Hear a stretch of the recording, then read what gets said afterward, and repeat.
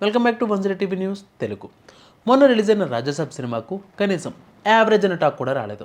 యునానిమస్గా disaster talk తెచ్చుకుని ప్రభాస్ ఖాతాలో మరొక ఫ్లాప్గా మిగిలిపోయింది మన రాజాసాబ్. ఒక్క ప్రభాస్ ఫ్యాన్స్ తప్పితే మిగతా వాళ్ళు ఎవ్వరు కూడా సినిమా పర్వాలేదు, ఒక్కసారి చూసేయచ్చు అని చెప్పలేకపోయారు. అంతలా ఫ్లాప్ టాప్ తెచ్చుకుంది మన ప్రభాస్ రాజాసాబ్. చెప్పాలి అంటే డార్లింగ్ ఫ్యాన్స్ కూడా ఫుల్గా సాటిస్ఫై కాలేదు. అసలు స్టోరీ ఎక్కడి నుంచి ఎక్కడికి వెళ్తుందో అర్థం కాక తలలు పిక్కున్నారు. దానికి తోడు కలెక్షన్ల ప్రభావం కూడా బాగానే పడింది.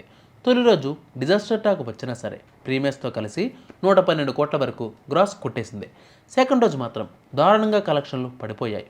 ఎంతలా అంటే రెండవ రోజు కేవలం 40 కోట్ల రేంజ్లో మాత్రమే కలెక్షన్లు జరిగాయి. అంటే ఇప్పటి వరకు ఈ సినిమా కేవలం 152 కోట్ల వరకు మాత్రమే గ్రాస్ కొట్టింది. ఇక సండే రోజు మళ్ళీ బుకింగ్స్ జోరందుకున్నాయి. సండే ఎంత లేదన్నా 60 నుంచి 65 కోట్ల మధ్యలో గ్రాస్ కొట్టేస్తుంది. సో ఈ లెక్కన ఓవరాల్గా 3 రోజుల్లో చూసుకుంటే 200 కోట్ల మార్క్ అందుకుంటుంది.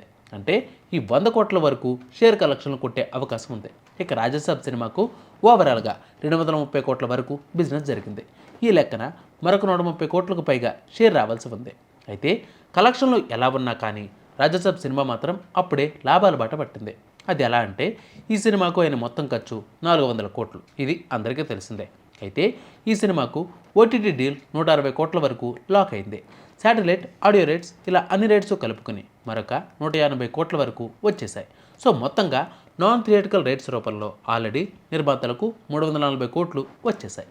ఇక సండే రోజుతో ఈ సినిమా ఎంత కాదన్నా 100 కోట్ల షేర్ కొట్టేస్తుంది. ఈ లెక్కన 3 రోజుల్లో ముగిసేసరికి రాజాసాబ్ మొత్తంగా 440 కోట్ల వరకు రికవరీ అయినట్లే. అంటే ఆల్రెడీ సండే కంప్లీట్ అయ్యేసరికి నిర్మాతలకు 40 కోట్ల లాభాల్లోకి వచ్చేసినట్లే. సో టాక్ ఎలా ఉన్నా నిర్మాతలకైతే రిస్క్ తప్పింది అన్నమాట. ఈ కలెక్షన్స్పై మీ ఒపీనియన్ ఏంటి? కామెంట్ చేయండి.